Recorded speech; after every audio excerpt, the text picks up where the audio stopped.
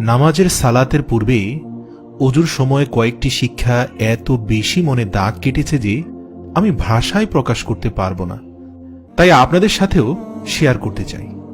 অজু করার সময় যখন আমরা ডান হাত ধুই তখন আমরা মনে মনে দোয়া করতে পারি যে হে আল্লাহ, আমার এই দুই হাত দিয়ে যেন কোনো খারাপ কাজ না হয়।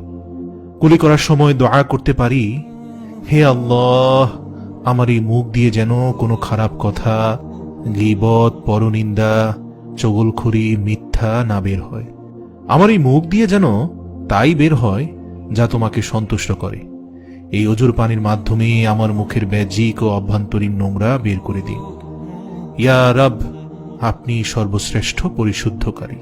নাকে পানি দেওয়ার সময় দোয়া করতে পারি হে আল্লাহ, এই নাক দিয়ে যেন আমি জান্নাতের সুঘ্রাণ পাই। মুখে পানি দেওয়ার সময় দোয়া করতে পারি হে আল্লাহ, আমার এই মুখকে তুমি কিয়ামতের দিন উজ্জ্বল করে দাও।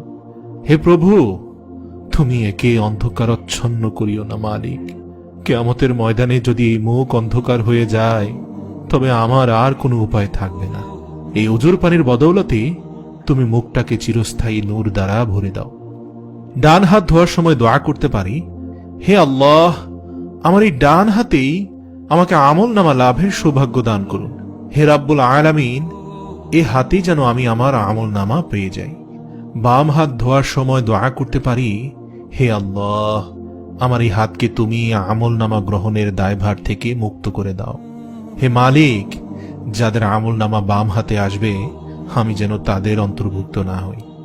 মাথা মাসে করার সময় দোয়া করতে পারি হে আল্লাহ, এই অজুর পানির মাধ্যমে আমার মস্তিষ্ক উর্বর করে দাও, যাতে আমার চিন্তা ভাবনা, আমার ইলম সব কিছু দিয়ে আমি তোমাকে খুশি করতে পারি।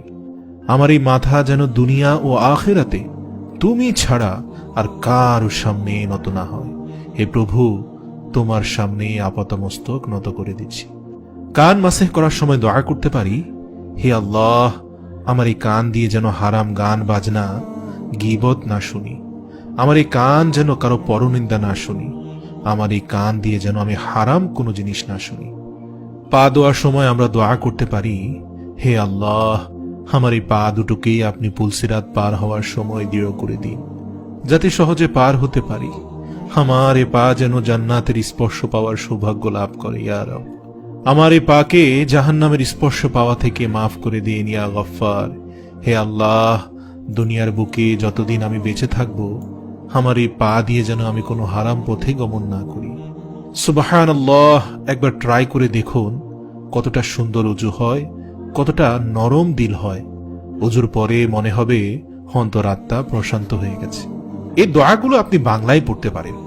বাংলায় পড়ে অজুটা শেষ করে দেখবেন নামাজে কতটা বিনয়ী হওয়া যায়। আর রাসূল সাল্লাল্লাহু আলাইহি সাল্লাম তো বলেই দিয়েছেন অজুর সময়ের দোয়াগুলো আল্লাহ তাআলা কবুল করে নেন।